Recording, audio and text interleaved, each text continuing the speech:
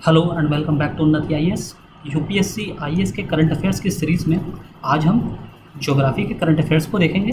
जैसे कि आपको पता ही है, हमने यूपीएससी आईएएस के करंट अफेयर्स में जुलाई 2020 से लेकर दिसंबर 2020 तक के ज्योग्राफी से रिलेटेड करंट अफेयर्स कंप्लीट कर लिए हैं और साथ ही आपको इसका एक मध्य वीडियो लेक्चर भी हमने प्रोवाइड कर दिया है।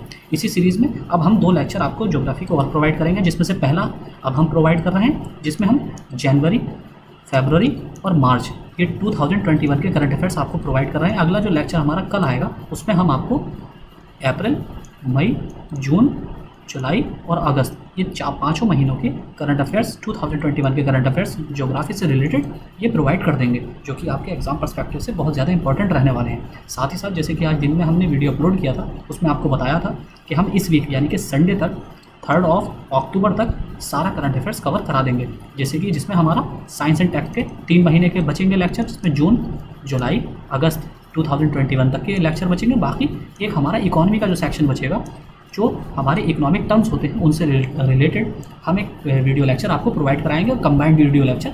उसमें सारा हम पिछले 1 साल का करंट अफेयर्स आपको कवर करा देंगे। साथ ही साथ जो सोशल स्कीम्स हैं जो कि इकोनॉमी के ही सब्जेक्ट के अंतर्गत देखी जाती हैं, उनसे रिलेटेड एक करंट अफेयर्स का वीडियो हमने ईपीएफओ की करंट अफेयर की सीरीज़ में ही आपको प्रोवाइड करा दिया था। तो जिसने नहीं देखा है तो सोशल सेक्टर स्कीम्स का हमारा करंट का लेक्चर, जिसमें हमने जुलाई 2020 से लेकर मई 2021 तक जितना भी सोशल सेक्टर स्कीम्स सरकार द्वारा लॉन्च की गई हैं या जो पुरानी स्कीम्स न्यूज़ में रही हैं, उन सभी को हमने कवर किया है, डिटेल में कवर किया है और इसका कंबाइंड वीडियो लेक्चर भी हमारे चैनल पर मौजूद है। तो शुरू करते हैं आज के अपने पहले लेक्चर से। हमारा जनवरी 2021 का करंट अफेयर से शुरू करते हैं। पहला हमारा जो न्यूज़ है वो एस्टोनिया, पराग्वे और डोमिनिकन रिपब्लिक से रिलेटेड है। यहाँ क्या हुआ है, यहाँ भारत सरकार ने इन तीनों देशों में यानी कि एस्टोनिया आपको पता होगा कि ये ईस्ट यूरोपियन कंट्री है, फिर आपका पराग्वे जो कि साउथ अमेरिकन कंट्री है, और डोमिनिकन रिपब्लिक जो कैरिबियन कंट्री है, आपका अटलांटिक ओशियन में। अटलांटिक ओशियन के वेस्टर्न कोस्ट पर यानी कि मैक्सिको के नीचे जो हमारा क्यूबा इत्यादि है गणराज्य हैं, वहीं पर ही डोमिनिकन रिपब्लिक पाया जाता है। अब इसमें इसका महत्व क्या है, यहाँ पर 3 मिशन खोलेगी। इन तीनों जगहों पर भारत सरकार का मिशन खोलने का उद्देश्य है। अब इसका महत्व क्या है, ये भारतीय मिशनों के खुलने से भारत के राजनयिक पद चिन्हों का विस्तार करना, यानी कि इनके खुलने से क्या होगा, यहाँ पर एम्बेसी बनेगी। एम्बेसी से क्या होगा, यहाँ पर हमारे डिप्लोमेट्स भेजे जाएंगे। जब डिप्लोमेट्स भेजे जाएंगे तो उससे हमें क्या फ़ायदा होगा कि हमारे इन देशों से संबंध अच्छे होंगे और यहाँ पर काफ़ी तरह की नेचुरल रिसोर्सेज पाए जाते हैं, जिसका हमारा बायलैटरल ट्रेड पर भी असर पड़ेगा और उससे बायलैटरल ट्रेड में भी हमारे वृद्धि होगी। तो इसका एक बार मैप देख लेते हैं। ये एस्टोनिया है, देखिए एस्टोनिया बाल्टिक सी से इसकी सीमा टच होती है और इधर ईस्ट में इसकी ये रशिया से टच होता है, लैंड बॉर्डर शेयर करता है, और साउथ में ये आपका लाटविया से लैंड बॉर्डर टच करता है, और इसके ऊपर आपका बाल्टिक सी है और फिनलैंड।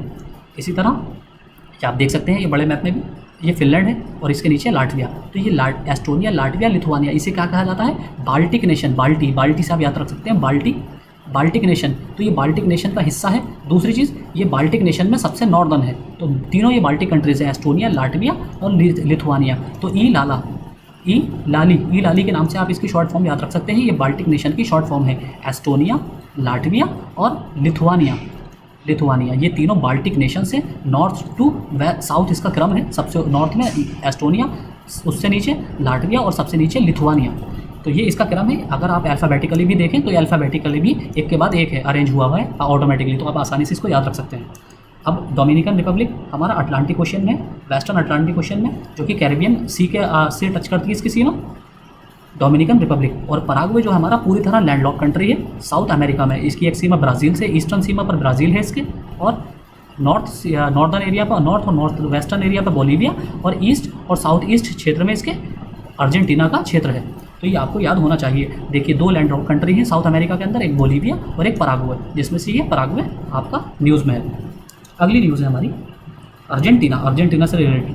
अर्जेंटीना में क्या हुआ है, देखिए अर्जेंटीना में सोशल सेक्टर स्कीम्स से रिलेटेड ये न्यूज़ है कि अर्जेंटीना में क्या किया गया है कि 14th वीक की जो प्रेगनेंसी है उसको अबॉर्ट कराने की परमिशन अर्जेंटीना गवर्नमेंट के द्वारा दी गई है। तो ये हमारे सोशल सेक्टर या सोशल फैब्रिक से रिलेटेड इंपॉर्टेंट न्यूज़ है। हमारे यहाँ क्या है कि 26 हफ्तों से ज़्यादा की प्रेगनेंसी को, या 26 हफ्तों की जब प्रेगनेंसी हो जाती है तो उसको अबॉर्ट नहीं कराया जा सकता। तो यहाँ पर क्या किया गया है, अर्जेंटीना के अंदर 14 से ज़्यादा को भी गर्भपात को वैध करार दे दिया गया है। अब इसमें क्या है, ये देश दक्षिण और पश्चिम में चिली से घिरा हुआ है। देखिए आप देख सकते हैं इसकी लैंड बॉर्डर अर्जेंटीना दक्षिण में और दक्षिण पश्चिम में चिली है इसके। आपके इसके उत्तर में बोलीविया है, नॉर्थ ईस्ट में पराग्वे है और ईस्ट में इसके उरुग्वे है। ये चारों तरफ से घिरा हुआ है और ये इसका एक बॉर्डर कहाँ से टच होता है, आपका अटलांटिक ओशियन से। अगली न्यूज़ है हमारी पोंग डैम। पोंग डैम कहाँ पर है, तो हमारे लिए जितने भी ज़्यादातर जो इंपॉर्टेंट डैम्स हैं वो बहुत ज़्यादा न्यूज़ में रहते हैं, तो आपको इंपॉर्टेंट डैम सारे पता होना चाहिए जो कि पिछले 1-1.5 साल में न्यूज़ में रहे हैं। तो पोंग डैम जो है ये हिमाचल प्रदेश में, पहला इसमें इंपॉर्टेंट फैक्ट ये है कि ये हिमाचल प्रदेश में स्थित है। हिमाचल प्रदेश के कांगड़ा ज़िले में, ज़िला आपके लिए इतना इंपॉर्टेंट नहीं है लेकिन फिर भी ये कांगड़ा डिस्ट्रिक्ट में बना हुआ है पोंग डैम। अब ये पोंग डैम ब्यास बांध के नाम से भी इसे जाना जाता है, यानी कि ब्यास जो नदी है जो सिंधु की सहायक नदियों में से एक नदी है। आपको इसका क्रम भी पता होना चाहिए, सबसे ऊपर सिंधु, फिर झेलम, चिनाब, रावी, ब्यास और सतलुज। ब्यास जो है सतलज की सहायक नदी है और सतलज सिंधु नदी में मिल जाती है। ये हिमाचल प्रदेश में ब्यास नदी पर मिट्टी से बना तटबंध है। अब ये बांध द्वारा बनाई गई झील कौन कौन सी, इस बांध के द्वारा, ये जो डैम है इस डैम के द्वारा कौन कौन सी झील बनाई जाती है, महाराणा प्रताप सागर झील। ये यहाँ पर एक प्रसिद्ध पक्षी अभ्यारण्य है, यानी कि ये बर्ड सेंचुरी भी है इसमें, यहाँ पर एक बर्ड सेंचुरी भी है। और किस नदी पर बनाया गया है, ब्यास नदी पर। तो आपको डैम के बारे में कुछ इंपॉर्टेंट फैक्ट्स ये पता होना चाहिए कि ये किस नदी पर है, किस स्टेट में है और यहाँ पर कौन कौन सी परियोजनाएं हैं या कोई अगर इकोलॉजिकल सेंसिटिव जोन के अंतर्गत आता है तो वो भी आपको पता होना चाहिए। इस बांध का उद्देश्य सिंचाई और पन बिजली उत्पादन के लिए जल भंडारण है, यानी कि इसका जो उद्देश्य है वो इरिगेशन के लिए वाटर स्टोर करना और हाइड्रो इलेक्ट्रिक पावर जनरेट करना इसका उद्देश्य है। अगली न्यूज़ है हमारी कोच्चि मैंगलुरु प्राकृतिक गैस पाइपलाइन। बहुत इंपॉर्टेंट फैक्ट है, बहुत ज़्यादा इंपॉर्टेंट क्योंकि ये इंफ्रास्ट्रक्चर से रिलेटेड न्यूज़ है। और इंफ्रास्ट्रक्चर आपका डिटेल सिलेबस अगर आप मेंस का देखेंगे यूपीएससी का तो उसमें इंफ्रास्ट्रक्चर स्पेशली मेंशन है, तो उस संदर्भ में ये आपका बहुत इंपॉर्टेंट न्यूज़ हो जाती है। देखिए कोच्चि मैंगलुरु प्राकृतिक गैस पाइपलाइन को राष्ट्र को समर्पित किया जनवरी में मोदी जी ने। तो ये क्या है, एक 450 किलोमीटर लंबी पाइपलाइन है जिसे गेल इंडिया लिमिटेड द्वारा बनाया गया है। गेल इंडिया लिमिटेड। परिवहन क्षमता, इसकी परिवहन क्षमता जो है 12 मिलियन मानक घन मीटर। स्थान इसका कोच्चि में तरलीकृत प्राकृतिक गैस लाइन यानी कि एलएनजी लिक्विड नेचुरल गैस पुनर्गैसीकरण टर्मिनल से मैंगलुरु तक प्राकृतिक गैस ले जाएगा। यानी कि ये कोच्चि जो कि केरल में है, केरल से लेकर यह मैंगलुरु यानी कि कर्नाटक तक ये गैस की आवाजाही या गैस का ट्रांसपोर्टेशन इस गैस पाइपलाइन से किया जाएगा।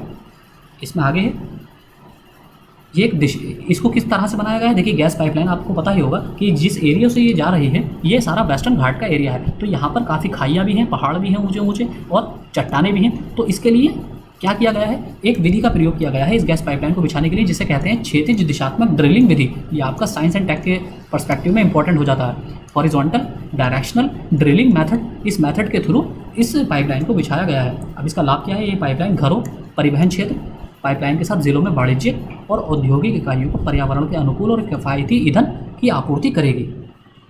अगली न्यूज़ है हमारी दुजको घाटी, दुजको वैली। दुजको वैली क्या है, ये देखिए मणिपुर नागालैंड की सीमा पर स्थित है। आपको पता होगा कि जो नॉर्थ ईस्ट का मैप है ये जो नॉर्थ ईस्ट का इस तरह का कुछ मैप है, तो इसमें एक तो ये है अरुणाचल प्रदेश इधर, फिर इसके नीचे यहाँ तक आ जाता है असम, ये आता है आपका नागालैंड। अब यहाँ से आप याद रख सकते हैं कि नागालैंड, मणिपुर और मिजोरम ये 3 इस तरह से स्टेट हैं। तो आपको अल्फ़ाबेटिकली याद रखना होगा। मणिपुर और मिजोरम में लोग कंफ्यूज हो जाते हैं। देखिए ये तो सबको याद रह जाता है कि नागालैंड सबसे उत्तरी है, अरुणाचल प्रदेश के बाद नागालैंड, मणिपुर, मिजोरम में सबसे उत्तरी कौन सा है, नागालैंड, असम, अरुणाचल प्रदेश के बाद। लेकिन मणिपुर मिजोरम में कंफ्यूज हो जाते हैं लोग बच्चे कि कौन सा ऊपर है उसके बाद कौन सा साउथ में है। तो मणिपुर MA से शुरू होता है, इसलिए अल्फ़ाबेटिकली MA पहले आएगा तो ये पहले होगा, और मणिपुर के बाद मिजोरम MI से शुरू होता है तो मिजोरम में M के बाद I बाद में आता है, यानी कि अल्फ़ाबेटिकली भी A के बाद I बाद में आता है, तो इसलिए ये वाला राज्य बाद में। आप इस तरह से याद रख सकते हैं या और भी कोई निमोनिक अपनी सुविधा के अनुसार आप बना सकते हैं। देखिए ये घाटी नागालैंड और मणिपुर राज्यों की सीमा पर, नागालैंड और मणिपुर राज्यों की सीमा पर यहाँ कहीं ये बनाई गई ये घाटी है दुजको वैली, दुजको वैली। अब ये क्या है, ये संकटग्रस्त जिसे एंडेंजर्ड बेलिथ ट्रोपगन नागालैंड के राज्य पक्षी का एक अभ्यारण्य है। देखिए ये किसका अभ्यारण्य है, या बिलिथ, यहाँ पर एक बिलिथ बर्ड सेंचुरी है, बिलिथ बर्ड सेंचुरी। ये कौन सा है, ये एक एंडेंजर्ड IUCN की कैटेगरी में ये जो बर्ड है ये एंडेंजर्ड कैटेगरी में है, यानी कि इसका मतलब संकटग्रस्त श्रेणी में है, और ये नागालैंड के राज्य पक्षी का एक अभ्यारण्य। राज्य पक्षी कौन सा है नागालैंड का, ये बिलिथ ट्रैपोगन। अब इसको एक बार मैप में देख लेते हैं। ये नागालैंड और मणिपुर की बाउंड्री है, तो यहाँ पर ये घाटी जो है दुजको वैली इसकी सीमा पर स्थित है। दुर्लभ जुकोव लिली, यहाँ पर एक फूल पाया जाता है जुकोव लिली, केवल इसी घाटी में पूरे भारत के अंदर ये एंडेमिक है। एंडेमिक आपको पता होगा कि स्थानिक, कि केवल यहीं पर ही पाया जाता है कौन सा फूल, ये जुकोव लिली, रेयर जुकोव लिली। ये घाटी नागालैंड राज्य की फूलों की घाटी कहलाती है, यानी कि दुचको वैली जो है, दुचको वैली को क्या कहा जाता है, valley of flowers of Nagaland, valley of flowers of Nagaland. तो इसको valley of flowers of Nagaland के नाम से भी जाना जाता है। अगली न्यूज़ है हमारी, ग्रैंड पुनरुत्थान बांध जल विद्युत परियोजना, grand renaissance dam hydro power project. ये क्या है, ये इथोपिया, सूडान और मिस्र ने हाल ही में क्या किया गया है, ग्रैंड पुनरुत्थान बांध जल विद्युत परियोजना पर बातचीत शुरू की है। अब ये क्या है, ये है इथोपिया के नेतृत्व में इसको बनाया जा रहा है 145 मीटर लंबा ग्रैंड रेनेसा बांध, जिसे पुनरुत्थान बांध, रेनेसेंस को कहते हैं, पुनरुत्थान जल विद्युत परियोजना। ये पूरा होने पर अफ्रीका की सबसे बड़ी परियोजना होगी। देखिए, ये 3 देशों की परियोजना है। आपसे डायरेक्ट पूछा जा सकता है कि निम्नलिखित में से कौन सा देश grand renaissance dam hydro project का हिस्सा नहीं है। तो आपको पता होना चाहिए कि इसमें इथोपिया शामिल है, इसमें सूडान शामिल है और इसमें मिस्र यानी कि इजिप्ट शामिल है। तो ये 3 देश इसमें शामिल हैं। इसका निर्माण 2011 में इथोपिया के एक हिस्से के में बहने वाली नदी ब्लू नाइल सहायक नदी पर शुरू किया गया था। देखिए, नील नदी की सहायक नदी जो है, नाइल रिवर की सहायक नदी है ब्लू नाइल रिवर पर इस डैम को शुरू किया गया था इथोपिया के अंदर 2011 में। तो ये आपके लिए इंपॉर्टेंट फैक्ट है। अब इसका आगे देखते हैं। इसमें नील नदी एक आवश्यक जल स्रोत है। देखिए, आपको पता ही होगा अफ्रीका की सबसे महत्वपूर्ण नदी है नाइल रिवर। तो नाइल रिवर जिस कंट्री से होकर बहती है वो आपको पता होना चाहिए। साथ ही साथ उस पर इस नदी पर इसकी सहायक नदियाँ यानी कि सब्सिडरी कौन सी हैं वो आपको पता होना चाहिए, और इन नदियों पर कौन कौन सी परियोजनाएं चलाई गई हैं, मेजर परियोजनाएं, वो आपको पता होना चाहिए। अब इसमें आगे है, ये नदी नील नदी अफ्रीका में है। ये भूमध्य रेखा के दक्षिण में बुरुंडी से निकलती है। तो आप ये देख सकते हैं, ये दक्षिण अफ्रीका में यहाँ बुरुंडी से निकलती है। बुरुंडी में जो लेक है यहाँ से निकलती है और उत्तर पूर्वी अफ्रीका के माध्यम से उत्तर की ओर बहती है। यानी कि इस तरह से उत्तर पूर्वी अफ्रीका की ओर बहती हुई ये फिर उत्तर की ओर बहने लगती है और लेक विक्टोरिया से इसकी दूसरी अंततः मिस्र में बहती हुई भूमध्य सागर में गिरती है। यानी कि यहाँ पर यह मेडिटेरेनियन सी में क्या बनाती है, आपका डेल्टा बनाती है। अब नील नदी का स्रोत कभी कभी विक्टोरिया झील को माना जाता है। जैसे कि आप देख सकते हैं, ये लेक ऑफ विक्टोरिया कहाँ पर है, तंजानिया में और बाकी इसका हिस्सा और कीनिया में भी है कुछ, और कुछ युगांडा में भी। तो कई देशों में फैला हुआ इसका हिस्सा है। तो इसको लेक विक्टोरिया को भी इसका स्रोत माना जाता है, लेकिन ये सही नहीं है। ये बुरुंडी से निकलती है। आपकी नील नदी का स्रोत कभी कभी विक्टोरिया को माना जाता है। कागेरा नदी की तरह काफ़ी आकार की सहायक नदियाँ इसकी विक्टोरिया झील से निकलती है, लेकिन नील नदी को दुनिया में सबसे लंबी नदियों में से एक माना जाता है। आगे है इसमें, नील नदी भूमध्य सागर में जल विसर्जन करने पर एक धनुषाकार यानी कि आर्कुलेट टाइप का डेल्टा बनाती है। आर्कुलेट डेल्टा बनाती है, इस तरह का डेल्टा, धनुषाकार। ये त्रिभुज, इसी तरह के क्वेश्चन पूछ लिए जाते हैं कि निम्न में से कौन सी नदी त्रिभुजाकार डेल्टा बनाती है। जैसे कि आपसे एक बार क्वेश्चन पूछा गया था यूपीएससी प्री में कि निम्नलिखित में से कौन सी नदियाँ एक पंजे की आकृति की या पक्षी के पंजे की आकृति के रूप समान आकृति बनाती हैं। तो जो ग्रेट 5 लेक्स हैं यूएसए की, वो बनाती हैं, जो यूएसए और कनाडा में फैली हुई हैं। तो नील की 3 प्रमुख धाराओं से बहती है। नील नदी की 3 सहायक नदियाँ, ब्लू नाइल, अटबारा और वाइट नाइल। ये देश हो जिन देशों से होकर बहती है कौन कौन से हैं, तंजानिया, बुरुंडी, रवांडा, कांगो लोकतांत्रिक गणराज्य यानी कि Republic of Congo, Kenya, Uganda, दक्षिण सूडान, इथोपिया, सूडान और मिस्र के खेती वाले हिस्से यानी कि जितने भी फर्टाइल लैंड है मिस्र की, वहाँ से होकर बहती है। अगली न्यूज़ है हमारी, भूचुंबकीय सर्वेक्षण, मैग्नेटो टेलुरिक सर्वे या एमटी सर्वे जिसे कहा जाता है।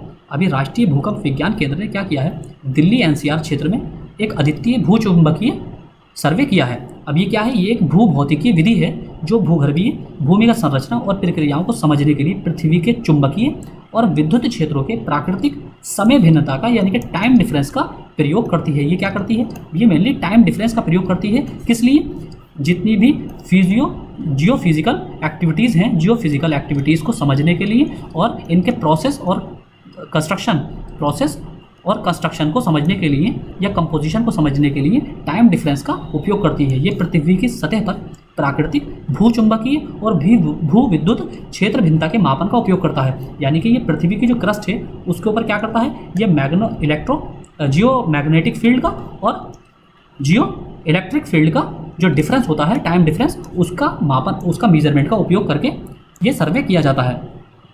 अब एमटी माप जो है इसमें 3 प्रमुख भूकंपीय क्षेत्रों में आयोजित किया जाएगा। पहला है महेंद्रगढ़ देहरादून भ्रंश MDF, जिसे महेंद्रगढ़ देहरादून फॉल्ट कहते हैं, जो कि आपका उत्तराखंड में है, उत्तराखंड। फिर है सोहना भ्रंश, सोहना फॉल्ट ऐसे। फिर है मथुरा भ्रंश, सोहना फॉल्ट आता है आपका हरियाणा में, और मथुरा जो फॉल्ट है वो आपका है यूपी में। यह माप द्रव की उपस्थिति का पता लगाएगा यानी कि जो लिक्विड होगा, जैसे कि आपको पता ही होगा, आपने अर्थ का कंपोजिशन देखा होगा, NCERT में पढ़ा होगा, तो जो कोर होता है, कोर में जितना भी आपका आयरन ऑक्साइड पाया जाता है, आयरन जो पाया जाता है वो क्या है, तरल फॉर्म में है, तो ये उसकी उपस्थिति का पता लगाएगा। एमटी सर्वेक्षण के परिणाम भूकंपीय खतरे के सटीक आकलन में उपयोगी होते हैं। अगली न्यूज़ है हजार द्वीप, 1000 आइलैंड्स। ये क्या है, देखिए अभी ऐसा हुआ है कि पोंटिनायक सुपीडियो हवाई अड्डा जो कहाँ पर स्थित है, आपका जकार्ता हवाई अड्डा के से उड़ान भरने के बाद यहाँ पर एक विमान दुर्घटनाग्रस्त हुआ है, पोंटियानक सुपार्डियो हवाई अड्डा। तो ये 1000 आइलैंड्स जकार्ता के तट पर इंडोनेशिया के उत्तर में द्वीपों की एक श्रृंखला है। 1000 आइलैंड जो है ये एक आर्कीप्लेगो है, जिसे आर्कीप्लेगो क्या किसे कहते हैं, द्वीपों की एक श्रृंखला को कहा जाता है। तो ये द्वीपों की एक श्रृंखला है जहाँ पर एक विमान क्रैश हुआ है, और ये कहाँ पर है, ये इंडोनेशिया के उत्तर में स्थित है। ये वास्तव में 110 द्वीप हैं, यहाँ पर एक ज़िला बनाते हैं जिसमें पुलाऊ और सेरिबू राष्ट्रीय समुद्री पार्क शामिल हैं। यानी कि यहाँ पर पुलाऊ नाम का एक मरीन सेंचुरी है, और साथ ही एक सेरिबू नाम की मरीन सेंचुरी भी यहाँ पर शामिल है। तो इसलिए ये और ज़्यादा एनवायरमेंटल कंसर्न्स के अकॉर्डिंग के दृष्टि से भी इम्पोर्टेंट हो जाता है। ये द्वीप भारत प्रारंभ में ज्वालामुखियों के कारण बने हैं। आपको पता ही होगा इंडोनेशिया में बहुत सारे वॉल्केनो भी हैं, तो यहाँ पर भूकंप आते रहते हैं, तो इस वजह से ये और ज़्यादा न्यूज़ में है। अगला हमारा न्यूज़ है साहेल और चाड झील। साहेल रीजन कौन सा है, आपको ये पता होगा। साहेल रीजन आपका अफ्रीका के उत्तर में स्थित है। साहेल रीजन ये भारत ने पश्चिमी अफ्रीका और साहेल और चाड झील के क्षेत्र में सुरक्षा स्थिति पर गंभीर चिंता व्यक्त किया। अभी क्यों, भारत ने नाइजीरिया और लेक चाड क्षेत्र में बोको हराम और पश्चिमी अफ्रीका, देखिए बोको हराम एक टेररिस्ट ऑर्गेनाइजेशन है, और पश्चिमी अफ्रीका में इस्लामिक स्टेट द्वारा आतंकवादी हमलों की निंदा की। तो हाल ही में जो हुआ है, ये बोको हराम द्वारा यहाँ पर आतंकवादी जो हमले किए गए हैं इस्लामिक स्टेट द्वारा पश्चिमी रीजन में नाइजीरिया के और लेक चाड के क्षेत्र में, इसी वजह से इसका कंडेम किया है इंडिया ने। चाड झील देखिए मध्य अफ्रीका में एक ऐतिहासिक रूप से बड़ी उथली झील यानी कि एंडोरेरी झील है। इसका आकार अलग अलग है हो रहा है, मीठे पानी की झील है, पश्चिमी मध्य अफ्रीका के सहेलियन क्षेत्र में स्थित है। चाड झील मुख्य रूप से चाड के सुदूर पश्चिम में, ये चाड रीजन के सुदूर पश्चिम में स्थित है, सुदूर पश्चिम में उत्तर पूर्वी नाइजीरिया की सीमा पर, यानी कि उत्तर पूर्वी जो नाइजीरिया का हिस्सा है ये इसकी सीमा पर स्थित है। आगे देखते हैं इसमें, चाड झील साहेल के मध्य भाग में अपने आसपास के 4 देशों यानी कि चाड, कैमरून, नाइजर और नाइजीरिया में रहने वाले 30 मिलियन से अधिक लोगों को पानी प्रदान करती है। यानी कि लेक चाड जो है ये 4 देशों यानी कि आपका चाड को कैमरून, नाइजर और नाइजीरिया, इन 4 देशों में रहने वाले लोगों को पीने का पानी प्रदान करती है। चारी नदी इसकी सहायक नदी लोगों द्वारा पोषित होती है। ये यानी कि चारी नदी है, चारी नदी इसकी सहायक नदी कौन सी है, लोगोन नदी, लोगों द्वारा इसको पानी की पूरी पूर्ति की जाती है। झील के 90% से अधिक पानी नाइजीरिया या नाइजर में योबे नदी से आने वाली एक छोटी राशि के साथ प्रदान किया जाता है। यानी कि नाइजीरिया से एक नदी आती है जिसका नाम है योबे नदी। योबे नदी ही इसके पानी का सबसे बड़ा स्रोत है, यानी कि 90% पानी की जो आपूर्ति है ये योबे नदी से की जाती है। और आपको ये पता होना चाहिए कि योबे नदी, चारी नदी और लोगोन नदी, ये क्योंकि तीनों न्यूज़ में है और ये तीनों किसकी सहायक नदियाँ हैं, ये चाड बेसिन में गिरने वाली नदियाँ हैं, यानी कि लेक ऑफ चाड में गिरने वाली नदियाँ हैं। वाष्पीकरण के उच्च स्तर के बावजूद यहाँ इस झील का पानी जो है वो ताज़ा पानी है। जैसे कि आपने ज्योग्राफी में, कॉन्सेप्चुअल ज्योग्राफी में पढ़ा होगा कि जहाँ पर वाष्पीकरण ज़्यादा होता है वहाँ पर क्या होता है, वहाँ पर क्या रहता है, वहाँ पर पानी की लवणीयता ज़्यादा होती है, सैलिनिटी ज़्यादा होती है। लेकिन यहाँ पर उल्टा सिस्टम ही एक्सेप्शन है कि लेक चाड में वाष्पीकरण ज़्यादा होने के बावजूद भी यहाँ का झील का पानी ताज़ा है। इसकी दूसरी वजह क्या हो सकती है, दूसरी वजह ये हो सकती है कि यहाँ पर भारी मात्रा में मीठे पानी का स्रोत नदियाँ हैं और यहाँ पर भारी मात्रा में मीठा पानी इसमें प्रवाहित करती हैं। अगली न्यूज़ है हमारी एक्स बैंड डॉपलर मौसम radar, X band Doppler weather radars. ये क्या है, देखिए ये स्वदेशी रूप से निर्मित X band Doppler weather radar को चालू किया गया हिमालय पर मौसम परिवर्तन की निगरानी करने के लिए। हिमालय पर इसको इंस्टॉल किया गया है। किसके द्वारा विकसित है, डॉपलर वेदर रडार को इसरो द्वारा डिज़ाइन और विकसित किया गया है और भारत इलेक्ट्रॉनिक्स लिमिटेड BEL द्वारा बेंगलुरु द्वारा निर्मित किया गया है। देखिए बनाया किसने है, देखिए मैन्युफैक्चरिंग किया है BEL ने और डिज़ाइन और डेवलप किया गया है इसरो के द्वारा। तो ये आपको पता होना चाहिए। इसका कवरेज मध्य और पश्चिमी हिमालय को कवर करते हुए ये दोहरे ध्रुवीकृत रडार वायुमंडलीय विविधताओं को इकट्ठा करेगा और चरम मौसम घटनाओं को संकेत देगा। अब इसमें ये उत्तराखंड और हिमाचल प्रदेश में जो बादल के फटने की जो आपका क्लाउड बस्ट की जो घटनाएं होती हैं, क्लाउड बस्ट की वजह से कभी कभी क्या होता है, लैंड स्लाइडिंग हो जाती है। इन पहाड़ी रीजन में लैंड स्लाइडिंग होती है। उसमें सबसे बड़ी वजह क्या रहती है, एक तो अत्यधिक बारिश या फिर क्लाउड बस्ट हो जाता है। उसकी वजह से यह पहले ही उसकी पूर्व चेतावनी दे देगा। रडार का सिस्टम, अब रडार देख लेते हैं। रडार क्या है? Radar radio detection and raising, ये एक ऐसा उपकरण होता है जो माइक्रोवेव क्षेत्र में विद्युत चुंबकीय तरंगों का उपयोग स्थान, ऊंचाई, तीव्रता और चलती वस्तुओं की गति का पता लगाने के लिए इसका उपयोग किया जाता है। अब डॉपलर रडार क्या होता है? ये एक विशेष रडार होता है जो डॉपलर प्रभाव का उपयोग दूर की वस्तुओं के बारे में वेग डेटा उत्पन्न करने के लिए करता है। तो अब आपको एनसीईआरटी में पढ़ना है। एनसीईआरटी में क्या पढ़ना है? Doppler effect. डॉपलर इफेक्ट ये आपके लिए बहुत ज़्यादा इंपॉर्टेंट है साइंस, जनरल साइंस की दृष्टि से। आगे है डॉपलर प्रभाव। जब स्रोत और संकेत एक दूसरे के सापेक्ष गति में होते हैं तो प्रेक्षक द्वारा देखी गई आवृत्ति में परिवर्तन होता है। जब वे करीब बढ़ रहे होते हैं तो आवृत्ति बढ़ जाती है और इसके विपरीत घट जाती है। यानी कि जब वो एक दूसरे के करीब आएंगे तो इनकी फ्रीक्वेंसी बढ़ जाएगी। लेकिन अगर ये एक दूसरे के विपरीत जाएंगे तो इनकी फ्रीक्वेंसी कम हो जाएगी। ये वांछित लक्ष्य से माइक्रोवेव सिग्नल को उछालकर ऑब्जेक्ट की गति की और सिग्नल की आवृत्ति को बदलते हैं। ये भिन्नता रडार के सापेक्ष लक्ष्य के वेग को रेडियल घटक का प्रत्यक्ष और अत्यधिक सटीक माप देती है। अब डॉपलर मौसम प्रभाव। डॉपलर सिद्धांत के आधार पर रडार को परिवलित डिश एंटीना और फॉर्म सैंडविच गोलाकार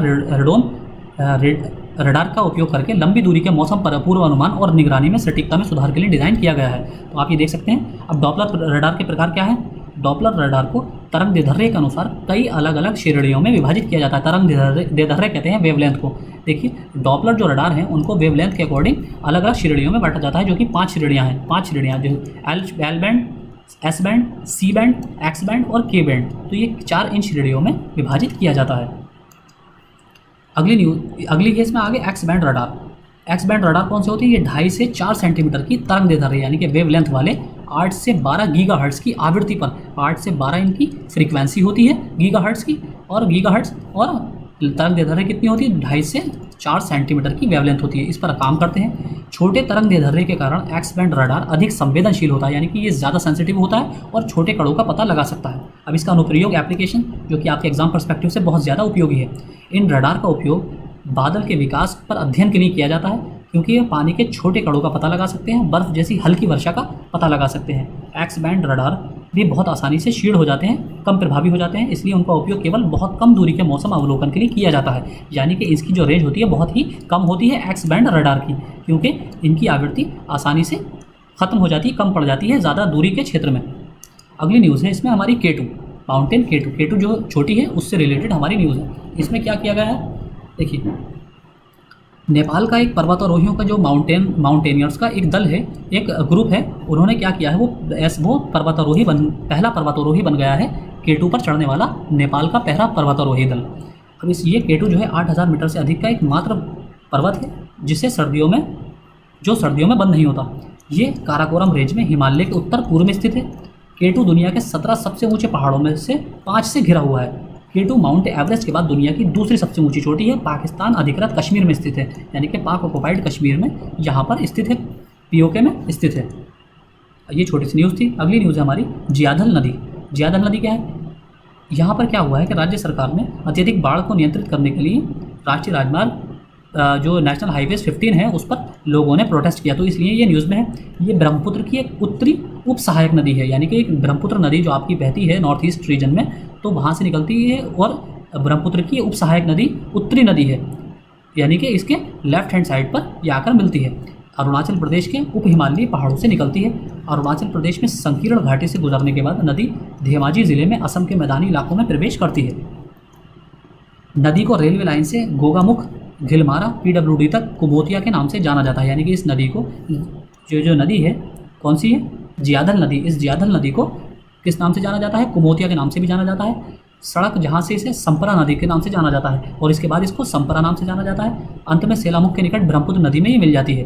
ब्रह्मपुत्र की खैरकुटिया सूती पर तटबंध बनने के बाद नदी सुबनसिरी नदी में मिल जाती है। भारी गाद आती है इसमें। जियाधल नदी बाढ़ के मौसम में जल ग्रहण क्षेत्र में भारी गाद लाती है, जैसे कि आपको पता है नॉर्थ ईस्ट में चाइना के जो डाम है, क्योंकि वो लोअर एरिया में आता है नॉर्थ ईस्ट का एरिया, जितनी भी नदियाँ आती हैं तिब्बत के रीजन से, पहाड़ हिमालयन के रीजन से, वहाँ पर चाइना ने डैम बना रखे हैं, तो वो डैम से पानी रिलीज़ करता है तो अधिक मात्रा में गाद भी आती है और बाढ़ भी आती है नॉर्थ ईस्ट के रीजन में।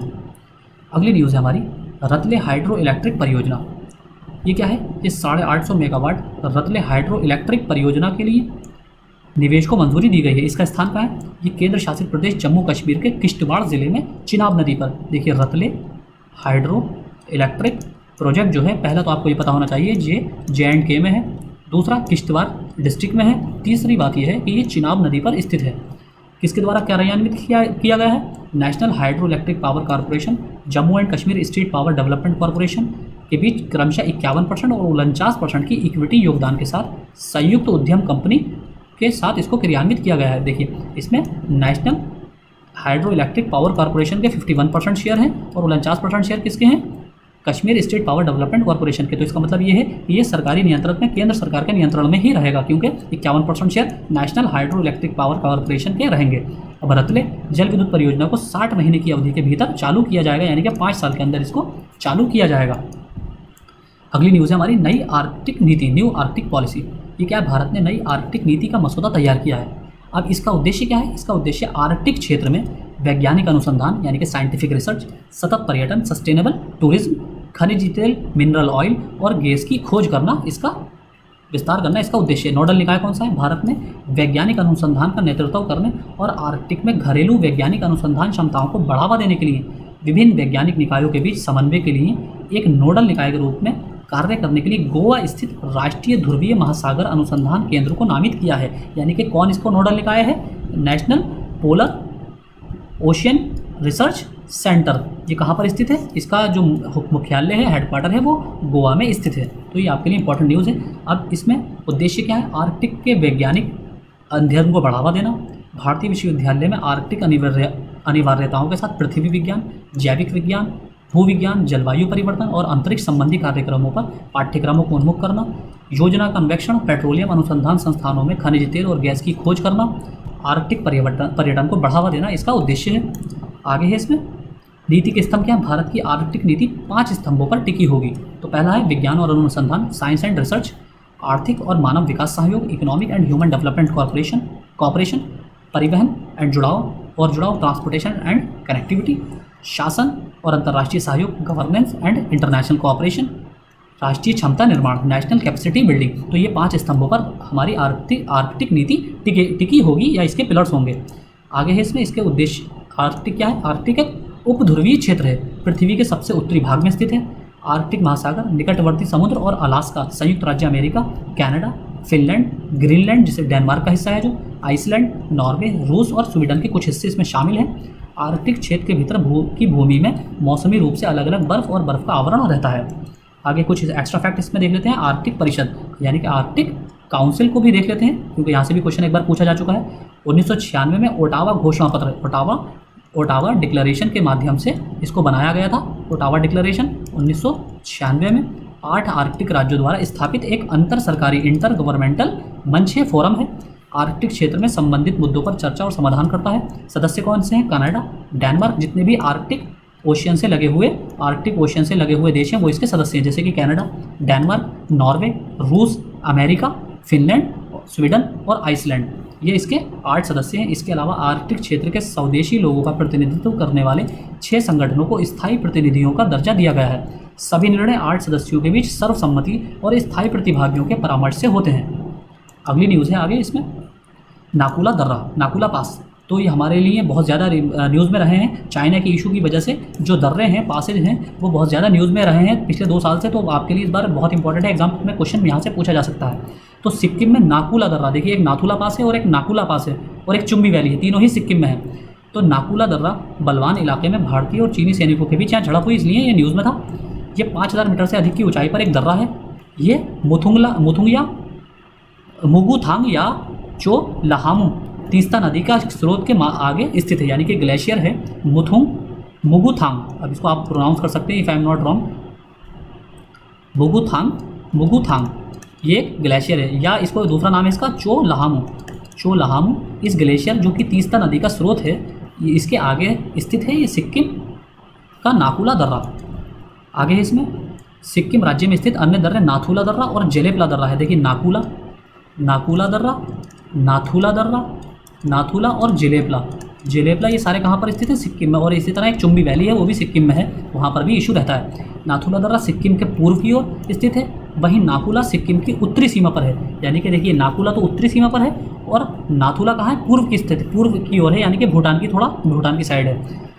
अब पैगोंग तसो झील, पैगोंग से सो लेक जो है, पैगोंग सो लेक केंद्र शासित प्रदेश लद्दाख में स्थित है, जो जहाँ पर जो फिंगर पॉइंट्स हैं उसकी वजह से बहुत ज़्यादा इशू में थी, बहुत ज़्यादा चर्चा में थी। तो जो फिंगर हैं, फिंगर 5 फिंगर 4 आपने कई बार न्यूज़ में सुना होगा। पैगोंग सो लेक से रिलेटेड ये न्यूज़ है, जो कि 3 इडियट्स में लास्ट का जो सीन है वो पैगोंग सो लेक के पास ही बनाया, शूट किया गया है। लगभग 4,350 मीटर की ऊंचाई पर स्थित दुनिया की सबसे ऊंची खारे पानी की झील है। खारे पानी की झील आपको पता होना चाहिए, ये खारे पानी की झील है, सॉल्ट वाटर लेक है। 160 किलोमीटर तक फैली पैगोंग सो झील का 1/3 हिस्सा भारत में और 2/3 हिस्सा चीन में स्थित है। यानी कि फिंगर 4 तक भारत का माना जाता है और उसके आगे का फिंगर 5 से फिंगर 8 तक चाइना का हिस्सा माना जाता है। अगली न्यूज़ है हमारी राम सेतु, यानी कि राम ब्रिज। राम सेतु की उत्पत्ति का निर्धारण करने के लिए केंद्र सरकार ने पानी के भीतर अध्ययन को हरी झंडी दी। तो आपको यहाँ पर एक क्रम याद रखना होगा कि एडम ब्रिज, राम सेतु आपका, फिर इसके बाद 1-2 इसमें जैसे कि पम्बन द्वीप, मन्नार की खाड़ी, ये कुछ चीज़ों का आपको क्रम इसमें याद रखना होगा। इस दृष्टि से ये इंपॉर्टेंट न्यूज़ है। इसका अध्ययन का उद्देश्य राम सेतु बनाने वाले मूंगों, यानी कि मूंगों की चट्टानों से ये पूरा एक तरह का पुल बना हुआ है, आने जाने का रास्ता बना हुआ है, और तलछट की श्रृंखला की आयु निर्धारित करना है। अब राम सेतु भारत और श्रीलंका के बीच 48 किलोमीटर लंबी पुल जैसी संरचना है। इसे एडम्स ब्रिज के नाम से भी जाना जाता है, ये भी आपको पता होना चाहिए। इसे एडम्स ब्रिज को भी कहते हैं, एडम्स ब्रिज। एडम्स ब्रिज को क्या कहते हैं? राम सेतु। राम सेतु रामायण में पुल का उल्लेख है, लेकिन इसके निर्माण के बारे में बहुत कम वैज्ञानिक जानकारी है। ये तमिलनाडु के पम्बन द्वीप यानी कि रामेश्वरम द्वीप के धनुषकोडी सिरे को श्रीलंका के उत्तर पश्चिमी तट से जोड़ता है। यानी कि तमिलनाडु के रामेश्वरम द्वीप, पम्बन द्वीप को किससे जोड़ता है? उत्तर श्रीलंका के धनुषकोडी सिरे से जोड़ता है। यह मन्नार की खाड़ी को पाक स्ट्रेट से अलग करता है। जो मन्नार की खाड़ी है, गल्फ ऑफ मन्नार है, उसको पाक स्ट्रेट से अलग करता है। तो आपको ये पता होना चाहिए। अब इसमें क्या किया गया है? राम सेतु पर इसका अध्ययन करने के लिए, इस पर रिसर्च करने के लिए सेंट्रल गवर्नमेंट ने इसकी आयु का निर्धारण करने के लिए, यानी कि इसका एज का निर्धारण करने के लिए एक कमेटी का गठन की सिफारिश की है, गठन की सिफारिश की है।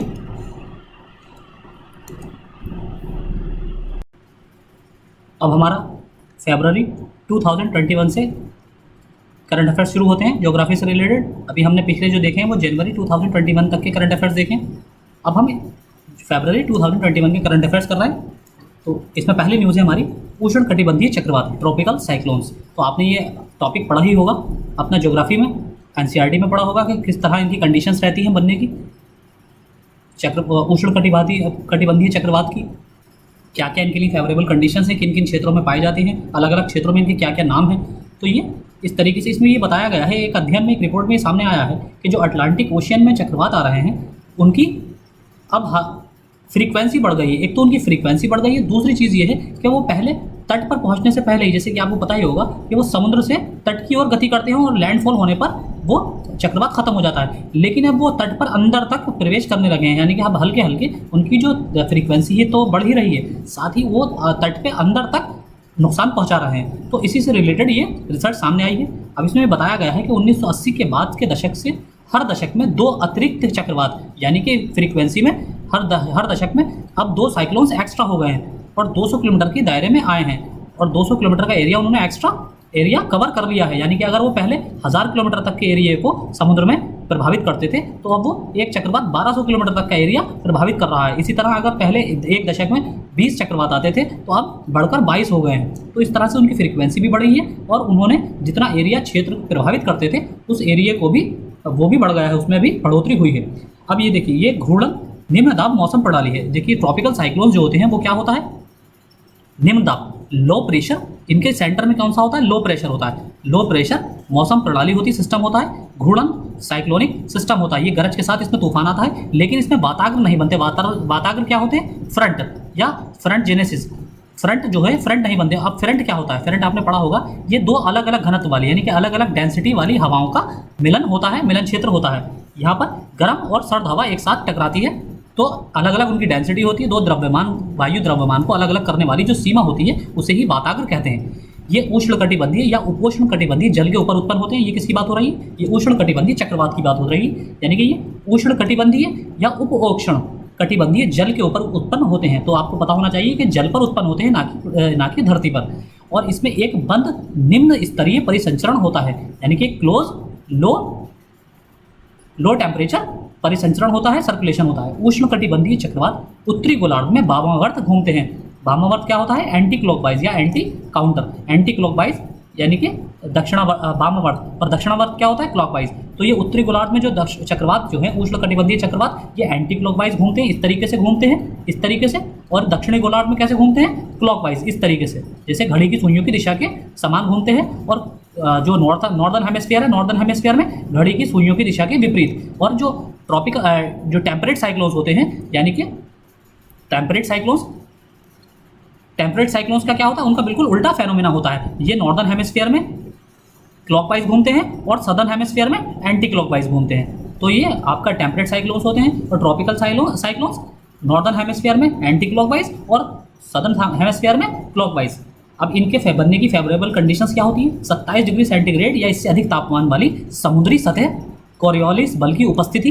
यानी कि अब इससे एक बात साबित होती है, अगर कोरियोलिस बल की इनको उपस्थिति चाहिए तो इसका मतलब ये है कि एकदम 0 डिग्री पर ये नहीं बनेंगे, क्योंकि 0 डिग्री पर यानी कि इक्वेटर पर कोरियोलिस बल 0 होता है, लगभग 0 रहता है। तो इसलिए ये लगभग इससे 0 डिग्री इक्वेटर से या तो ऊपर होंगे या नीचे होंगे, ठीक है, यानी कि 5 डिग्री लैटिट्यूड के आसपास ये बनेंगे।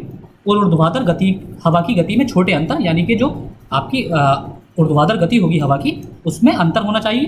पहले से मौजूद कमजोर निम्न दबाव का क्षेत्र या निम्न स्तरीय चक्रवाती परिसंचरण और समुद्र तल प्रणाली के ऊपरी विचलन। अब इसमें अलग अलग क्षेत्रों में इनको अलग अलग नाम से जाना जाता है, जैसे कि इनको इंडियन ओशियन में चक्रवात कहा जाता है, साइक्लोन्स कहा जाता है, इनको अटलांटिक ओशियन में हरिकेन्स कहा जाता है, इसी तरह इनको पैसिफिक ओशियन में टाइफून, यानी कि वेस्ट पैसिफिक ओशियन में, पश्चिमी वेस्ट पैसिफिक ओशियन में क्या कहा जाता है? इनको टाइफून कहा जाता है। और जो दक्षिणी चीन सागर में भी इनको टाइफून कहा जाता है, और ऑस्ट्रेलिया में, पश्चिमी ऑस्ट्रेलिया में इनको विलीविलीज कहा जाता है। तो ये इनके अलग अलग क्षेत्रीय नाम हैं। अगली न्यूज़ है हमारी lower Arun hydro power project, निचली अरुण जल विद्युत परियोजना। ये क्या है? ये नेपाल सरकार ने भारत के सतलज जल विद्युत निगम के निचली अरुण जल विद्युत परियोजना के निर्माण का ठेका देने का निर्णय लिया है। तो अभी क्या हुआ है, नेपाल ने, अब पहले तो आपको ये पता होना चाहिए कि ये नेपाल और भारत के बीच, इंडिया के बीच क्या है? हाइड्रो इलेक्ट्रिक प्रोजेक्ट है। तो आपसे डायरेक्ट छोटे एग्जाम्स में ये भी पूछा जा सकता है, यूपी पीसीएस इत्यादि में, कि ये किन देशों के बीच या किसकी बीच की ये प्रोजेक्ट है। तो आपको नेपाल और इंडिया के बीच के ये प्रोजेक्ट है। कौन सी नदी पर बनाया जा रहा है? अरुण नदी पर। अरुण नदी के लोअर लेवल में, यानी कि लोअर इसके बहाव क्षेत्र में बनाया जा रहा है। ये निचला अरुण जल विद्युत परियोजना नेपाल के शंखू, वासभा और भोजपुर जिलों में स्थित है। अब नेपाल ने क्या किया है? SJVN जो द्वारा विकसित है, सतलज जल विद्युत निगम लिमिटेड द्वारा विकसित की जा रही परियोजनाओं का इससे समग्र विकास होगा। भारत और नेपाल में पारस्परिक आर्थिक विकास को इससे बढ़ावा मिलेगा। देखिए, इसे पूर्वी नेपाल प्रांत के एक शंखू वासभा जिले में अरुण नदी पर विकसित किया जाएगा। निर्माण बिल्ड ऑपरेट और ट्रांसफर बोट मॉडल के आधार पर किया जाएगा। इसमें 679 मेगावाट की लोअर अरुण हाइड्रो इलेक्ट्रिक परियोजना के पूरा होने पर प्रति वर्ष 3561 मिलियन यूनिट बिजली का उत्पादन होगा। अब अरुण नदी के बारे में कुछ इंपॉर्टेंट फैक्ट देख लेते हैं। देखिए, ये नेपाल से गुजरने वाली सबसे बड़ी ट्रांस हिमालयन नदी, यानी कि नेपाल से निकलने वाली सबसे बड़ी ट्रांस हिमालयन नदी है। किसी भी नेपाली नदी बेसिन का सबसे बड़ा बर्फ से ढका इसका क्षेत्र है, यानी कि इसमें सबसे बड़ा ग्लेशियर है। किसी भी नेपाली नदी के तुलना में इस नदी में सबसे बड़ा ग्लेशियर पाया जाता है। ये सप्तकोसी नदी प्रणाली में योगदान देने वाली आधे से अधिक क्षेत्र को ये इसमें पानी जो लाती है, सप्तकोसी नदी में इसमें आधे से अधिक पानी अरुण नदी द्वारा आता है। तिब्बत में नदी को मैनकौ यानी कि मोइनिक रूप से नाम से जाना जाता है, जो कि जिक्स बांगमा के उत्तर में ऊपरी पहुंच में है, और हिमालय के शिखर के उत्तर में अपने अधिकांश मार्ग पर पेंगकू या पुमकू के रूप में इसे जाना जाता है। तो ये पुमकू या पेंगकू या मैनकू, ये मोइनक, ये सारे अरुण नदी के नाम हैं नेपाल और तिब्बत में। अगली न्यूज़ है हमारी पहला ऊर्जा द्वीप, फर्स्ट एनर्जी आइलैंड। ये क्या है? डेनमार्क ने उत्तरी सागर में, यानी कि नॉर्दर्न सी में डेनमार्क ने क्या किया है? दुनिया का पहला ऊर्जा द्वीप बनाने की घोषणा की है। तो ये बहुत इंपॉर्टेंट फैक्ट है आपके एनवायरनमेंट के पर्सपेक्टिव से भी और ज्योग्राफी के भी पर्सपेक्टिव से। देखिए, ऊर्जा द्वीप जो है पहला दुनिया का, डेनमार्क किसके द्वारा बनाया जा रहा है? डेनमार्क के द्वारा। ये डायरेक्ट आपसे एग्जाम में क्वेश्चन पूछा जा सकता है। दूसरी चीज़, ये नॉर्दर्न सी में बनाया जा रहा है, नॉर्थ सी में, और दुनिया का पहला द्वीप होगा किसके द्वारा? डेनमार्क द्वारा। ये अपने प्रारंभिक चरण में 18 फुटबॉल मैदानों के आकार का होगा। सैकड़ों अपतटीय पवन टर्बाइनों से जुड़ा होगा। शिपिंग, विमानन उद्योग और भारी परिवहन में उपयोग के लिए घरों और ग्रीन हाइड्रोजन दोनों को बिजली आपूर्ति प्रदान करेगा। अब इसका कुछ लोकेशन देख लेते हैं। ग्रीन एनर्जी आइलैंड यहाँ पर होगा डेनमार्क में, नॉर्थ सी में। द्वीप 3 मिलियन यूरोपीय घरों की बिजली की ज़रूरतों को पूरा करने के लिए पर्याप्त हरित ऊर्जा का उत्पादन और भंडारण करेगा।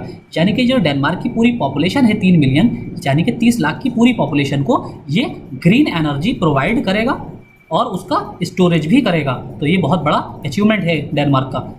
ये अक्षय ऊर्जा पर निर्भर रहने और अपनी बिजली व्यवस्था बदलने और 2050 तक अपनी अपतटीय पवन ऊर्जा ऑफशोर जो तब पवन ऊर्जा है, विंड एनर्जी क्षमता को 25 गुना बढ़ाने की योजना का अनावरण किया गया है डेनमार्क के द्वारा। अगली न्यूज़ है हमारी धौलीगंगा और अलकनंदा। ये क्या है? ये उत्तराखंड के चमोली जिले के तपोवन रेनी क्षेत्र में हिमनद के टूटने से धौलीगंगा और अलकनंदा नदियों में बाढ़ आई थी अभी हाल ही में, जनवरी में। तो इस वजह से ये न्यूज़ में थी। इससे ऋषि गंगा बिजली परियोजना को नुकसान हुआ है। अब इसकी उत्पत्ति क्या है? उत्तराखंड की शायद सबसे बड़ी हिमनद झील वसुधारा ताल से निकलती है। यानी कि ये जो धौलीगंगा है ये उत्तराखंड की शायद सबसे बड़ी झील है वसुधारा, ये इसी ताल से निकलती है। धौलीगंगा इसमें नंदा देवी राष्ट्रीय उद्यान के माध्यम से बहती है। धौलीगंगा अलकनंदा की महत्वपूर्ण सहायक नदियों में से एक है। दूसरी मंदाकिनी, पिंडर, मंदाकिनी और भागीरथी है। यानी कि अलकनंदा की सबसे महत्वपूर्ण सहायक नदी है धौलीगंगा। और इसके अलावा अलकनंदा की दूसरी सहायक नदियाँ कौन कौन सी है? नंदाकिनी, पिंडार, आपको ये सारी एनसीईआरटी में मिल जाएंगी। पिंडार है, मंदाकिनी है और भागीरथी, ये सारी अलकनंदा की सहायक नदियाँ हैं। और सबसे बड़ी कौन सी है? धौलीगंगा।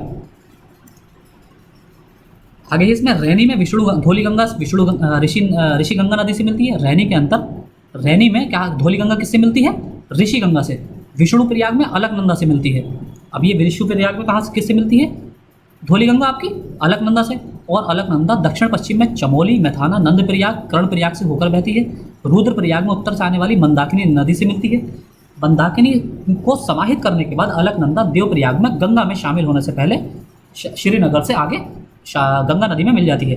अब जब गंगा बहना शुरू होती है तो अलकनंदा का कोर्स जो है ख़त्म हो जाता है, यानी कि उसका मार्ग खत्म हो जाता है। और ये अंत में हरिद्वार में भारत के गंगा के मैदानों में गंगा के नाम से जानी जाती है। और यह गंगा के रूप में हरिद्वार के मैदान में प्रवेश करती है। तो सबसे पहले मैदान में कहाँ प्रवेश करती है गंगा नदी? हरिद्वार में। अगली न्यूज़ है हमारी नॉर्ड स्ट्रीम 2 पाइपलाइन। बहुत ज़्यादा न्यूज़ में थी ये, वेरी वेरी इंपॉर्टेंट इस बार। Geo strategic point of view से, इंटरनेशनल अफेयर्स के संदर्भ में ये बहुत ज़्यादा इंपॉर्टेंट ये डेवलपमेंट हुआ है। नॉर्ड 2 स्ट्रीम पाइपलाइन ये क्या है? ये रूसी ऊर्जा प्रमुख जो है इन्होंने नॉर्ड स्ट्रीम 2 पाइपलाइन का निर्माण शुरू किया है। ये एक 1200 किलोमीटर लंबी अपतटीय प्राकृतिक गैस पाइपलाइन है। किसकी है? किसके द्वारा शुरू की गई है? रूस के द्वारा। जर्मनी तक, आप इसके 2 से समझ सकते हैं, यानी कि इसका 1 जो है फेज कंप्लीट हो चुका है। रूस से जर्मनी तक बाल्टिक सागर के से पार, यानी कि यहाँ से रूस से शुरू होगी और ये कहाँ तक जाएगी? बाल्टिक सी तक जाएगी। बाल्टिक सी तक यहाँ पर आएगी। पाइपलाइन के पहले चरण में पूरी हो चुकी नॉर्ड स्ट्रीम 1 प्रणाली के साथ चलेगी और दोनों मिलकर प्रति वर्ष जर्मनी को कुल 110 बिलियन क्यूबिक मीटर गैस की आपूर्ति करेगा। इसमें आगे है कि पाइपलाइन के लाभ क्या होंगे। इसका उद्देश्य यूरोप को एक स्थायी गैस आपूर्ति प्रदान करना, जबकि रूस को यूरोपीय गैस बाजार में अधिक सीधी पहुंच प्रदान करना है। अब पाइपलाइन के प्रस्तावित मार्ग जो है वो क्षेत्रीय जल फिनलैंड से स्वीडन, डेनमार्क के विशेष आर्थिक क्षेत्र SEZ स्पेशल इकोनॉमिक जोन का उपयोग करेगा ये क्षेत्र, और उनकी राष्ट्रीय सरकारों और स्थानीय अधिकारियों को निवेश और इसके कारण उत्पन्न रोजगार के माध्यम से लाभान्वित करेगा। अब ये पाइपलाइन विवादास्पद क्यों है? देखिए, इसमें अमेरिका ने आलोचना की है क्योंकि ये क्या करेगा? ये पाइपलाइन परियोजना प्राकृतिक गैस के लिए रूस पर यूरोप की निर्भरता को बढ़ाएगी और इसी वजह से अमेरिका का इस पर विवाद चल रहा है और रूस के राष्ट्रपति को मजबूती प्रदान करेगी। अब वर्तमान में यूरोपीय संघ के देश अपनी 40% गैस ज़रूरतों के लिए पहले से ही यूरोप पर निर्भर हैं। यानी कि यूरोपियन यूनियन की या पूरे यूरोपियन यूनियन की जो 40% गैस की ज़रूरतें हैं वो कहाँ से पूरी होती हैं? रशिया से। और अब जो नॉर्ड स्ट्रीम गैस पाइपलाइन 2 है, ये सेकंड फेज़ है, इससे और ज़्यादा ये जितने भी देश हैं यूरोप के वो 40% से ज़्यादा उनकी डिपेंडेंस रशिया पर ही हो जाएगी। तो आप ये देख सकते हैं, ये इसका मैप है। ये यहाँ पर बाल्टिक सी में यहाँ से ग्रेस वॉल से लेकर नार्वा बे तक, रशिया के नार्वा बे तक ये यहाँ से जाएगी। तो ये बाल्टिक सागर से होती हुई जाएगी। अगली न्यूज़ हमारी डोनीमलाई खदान। डोनीमलाई खदान कहाँ पर है? पहले तो आपको पता होना चाहिए, ये कर्नाटक में है डोनीमलाई खदान। इस पर फिर से काम शुरू किया गया है NMDC द्वारा, नेशनल मिनरल डेवलपमेंट कॉरपोरेशन द्वारा। 1977 में इसको कमीशन किया गया था। ये खदान कर्नाटक के बेल्लारी क्षेत्र में स्थित है। ये प्रतिवर्ष 4 million ton run off mine, या रन ऑफ माइन का अर्थ होता है अपनी प्राकृतिक असंसाधित अवस्था में जो अयस्क होते हैं और होते हैं और अयस्क जो होते हैं ये अयस्क का उत्पादन करेगा। यानी कि ये खान क्या करेगी, हर साल एवरी ईयर 4 मिलियन टन का क्या करेगी, अयस्क का उत्पादन करेगी। कौन से अयस्क का, कौन से ओर का उत्पादन होगा, रन ऑफ माइन ऐसा अयस्क होता है जो उसको बिल्कुल नेचुरल फॉर्म में जिसको खदानों से निकाला जाता है। अब इसके निर्यातक बंदरगाह कौन से होंगे, एक्सपोर्टिंग पोर्ट्स, चेन्नई बाहरी बंदरगाह तमिलनाडु 532 किलोमीटर रेल द्वारा जोड़ेगा। मारमागुआ पोर्ट जो कि गोवा में है 370 किलोमीटर। इसका खनन राष्ट्रीय खनिज विकास निगम NMDC द्वारा किया जा रहा है। कर्नाटक के कुछ अन्य लोह प्रमुख खदानें कौन सी है, कुद्रेमुख है, ये आपने पढ़ा होगा NCERT में, बाबा बदून, कुमारस्वामी और रामन दुर्ग। इस्पात मंत्रालय के अधीन, ये किसके अधीन है, मिनिस्ट्री ऑफ स्टील के अधीन है NMDC किसके अधीन है आपका, मिनिस्ट्री ऑफ स्टील के। देश का सबसे बड़ा लौह अयस्क खनिज है। भारत में 1958 में भारत सरकार के पूर्ण स्वामित्व वाले सार्वजनिक उद्यम के रूप में इसे निर्मित किया गया था। अगली न्यूज़ है Indian national centre for ocean information services, इनको IS, Indian national centre for ocean information service. ये क्या है, ये समुद्र तल की बेहतर तस्वीरें प्राप्त करने के लिए अंडमान और निकोबार द्वीप समूह और लक्षद्वीप की एयरलाइन मैपिंग के लिए योजना बनाई जा रही है इस ऑर्गेनाइजेशन के द्वारा। अब ये किसके अंतर्गत आता है, मंत्रालय, ये एक स्वायत्त संगठन है, ये एक ऑटोनॉमस बॉडी है। 1999 में पृथ्वी विज्ञान मंत्रालय, मिनिस्ट्री ऑफ अर्थ साइंसेज के तहत स्थापित किया गया था Indian national centre for ocean information services को। ये पृथ्वी विज्ञान प्रणाली विज्ञान संगठन अर्थ सिस्टम साइंस ऑर्गेनाइजेशन की एक इकाई है, एक यूनिट है। किसकी यूनिट है, अर्थ सिस्टम साइंस ऑर्गेनाइजेशन। किस मिनिस्ट्री के अंतर्गत आता है, ministry of science and ministry of earth and sciences. इसका स्थान कहाँ है, इसका हेडक्वार्टर है हैदराबाद तेलंगाना में। इसका जनादेश क्या है इस बॉडी का, ये समाज, उद्योग और सरकारी एजेंसियों, वैज्ञानिक समुदायों को निरंतर महासागर अवलोकन और सर्वोत्तम संभव महासागर सूचना और सलाहकार सेवाएं प्रदान करना इसका लक्ष्य है। आगे है हमारा मार्च 2021 का करंट अफेयर्स। अब तक हमने जनवरी और फरवरी 2021 तक का करंट अफेयर्स देख लिया है, जनवरी का भी देख लिया है। अब यहाँ से हमारा मार्च 2021 का ज्योग्राफी से रिलेटेड करंट अफेयर्स स्टार्ट हो रहा है। इसमें है हमारा पहली न्यूज़ है माउंट एटना। ये क्या है, माउंट एटना में अभी ज्वालामुखी विस्फोट हुआ है, इसकी वजह से ये न्यूज़ में है। ये यूरोप का सबसे ऊंचा और सबसे सक्रिय ज्वालामुखी है। ये मैसिना और कैटेनिया शहरों के बीच मेट्रोपॉलिटन सिटी कैटोनिया में सिसिली इटली के पूर्वी तट पर एक सक्रिय स्ट्रेटो ज्वालामुखी है। तो आपको ये भी पता होना चाहिए स्ट्रेटो टाइप के ज्वालामुखी कौन से होते हैं। ये यूरेशियन प्लेट के नीचे अफ्रीकी प्लेट के सबडक्शन क्षेत्र से जुड़ा हुआ है। सबडक्शन क्षेत्र कौन सा होता है, जहाँ एक भारी प्लेट एक हल्की प्लेट के नीचे घुस जाती है, उसे क्या कहते हैं, सबडक्शन जोन। अगली न्यूज़ है हमारी लाल चावल यानी कि रेड राइस। लाल चावल की पहली खेप भारत ने अमेरिका को भेजी, यानी कि ये भारत से रेड राइस की पहली खेप जो है अमेरिका को एक्सपोर्ट की है। USA को एक्सपोर्ट किया गया है, अमेरिका को एक्सपोर्ट किया है, तो इसलिए ये न्यूज़ में है। अब इसको आपको पता होना चाहिए इसकी क्वालिटी क्या है और ये कहाँ पर इसका उत्पादन किया जाता है। ये आयरन से भरपूर लाल चावल की असम की ब्रह्मपुत्र घाटी में बिना किसी रासायनिक खाद के ही उगाया जाता है। पहला तो ये आयरन से भरपूर है, दूसरा ये असम में उगाया जाता है, असम में, और तीसरा बिना किसी रासायनिक यानी कि फर्टिलाइजर्स के, बिना किसी यूरिया के फर्टिलाइजर के इसको उगाया जाता है। इस चावल की किस्म को बाऊ धान यानी कि इसको क्षेत्रीय रूप में बाऊ धान कहा जाता है। असमिया भोजन का एक अभिन्न है। इसका जो लाल रंग है वो एंथोसाइनिन नामक इसका एक पिगमेंट होता है, उसके कारण उसकी उपस्थिति के कारण इसका जो रंग होता है वो लाल होता है। किस पिगमेंट, कौन सा पिगमेंट, एंथोसाइनिन पिगमेंट के कारण इसका रंग जो है लाल होता है। इसे ब्रह्मपुत्र बाढ़ के मैदानों में कृषक परिवारों की आय में वृद्धि होगी। लाल चावल में पारंपरिक चावल की किस्मों की तुलना में अधिक पौष्टिक मूल्य होता है और एक विशिष्ट अखरोट का स्वाद होता है, यानी कि इसका जो स्वाद होता है वो अखरोट के जैसा है। लाल चावल एंटीऑक्सीडेंट और मैग्नीशियम के गुणों से भरपूर होता है और बीमारियों को रोकने और ठीक करने में मदद करता है। लाल चावल इंसुलिन के स्तर को नियंत्रित करने में मदद करता है। अब तक आपने सुना होगा कि डायबिटिक पेशेंट के लिए चावल जो राइस होता है वो नुकसानदेह होता है, लेकिन जो लाल चावल है वो इंसुलिन के स्तर को रेगुलेट करता है। ये लो ग्लाइसेमिक इंडेक्स शुगर लेवल को नियंत्रित करने में मदद करता है और डायबिटीज़ के रोगियों के लिए ये बहुत ही फायदेमंद चावल है। अगली न्यूज़ है ब्रह्मपुत्र नदी, ब्रह्मपुत्र रिवर।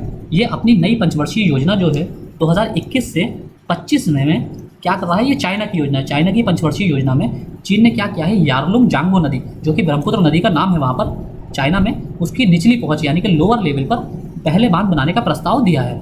अब क्योंकि ब्रह्मपुत्र को भारत में बहने से पहले तिब्बत में इसी नाम से जाना जाता है, यारलुंग जांगबो। ब्रह्मपुत्र नदी को तिब्बत में यारलुंग सांगपो या जांगपो, अरुणाचल प्रदेश में सियांग या दिहांग नदी भी कहा जाता है। ये एक सीमा पार नदी है, यानी कि ट्रांस बाउंड्री नदी है, जो तिब्बत, भारत और बांग्लादेश से होकर बहती है। इसका उद्गम क्या है? नदी तिब्बत में कैलाश श्रेणी में चेमांग युंगडुंग ग्लेशियर से निकलती है। आगे है इसमें, ये तिब्बत में तेज़ी से बहती है, इसके बारे में कुछ बताया गया है। अरुणाचल प्रदेश में भारत में प्रवेश करती है और इसे तब दिहांग के नाम से जाना जाता है। अरुणाचल प्रदेश में किस नाम से जानी जाती है? दिहांग नाम से। इसी तरह तिब्बत में किस नाम से जाती है? जारलुंग यांगबो या यारलुंग सांगपो के नाम से इसको जाना जाता है। यारलुंग सांगपो के नाम से भी जाना जाता है। फिर इसके बाद इसको तिब्बत के नाम से जाना जाता है। ब्रह्मपुत्र की महत्वपूर्ण सहायक नदियाँ कौन सी हैं? देखिए, बाएं किनारे की नदियाँ, यानी कि आपकी लेफ्ट साइड ट्रिब्यूटरी कौन सी हैं? बूढ़ी दिहिंग, धनसरी, केलंग, लोहित और दिबांग।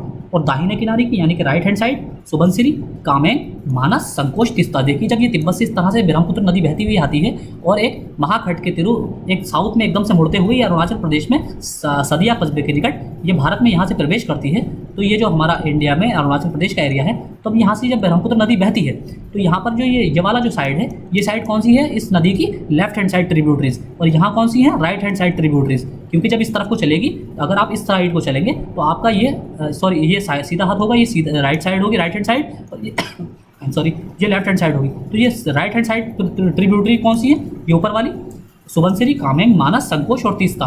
और जो लेफ्ट हैंड साइड ट्रिब्यूटरीज हैं वो कौन सी है? ये आपकी बूढ़ी दिहन, धनसरी, केलम, लोहित और दिबांग।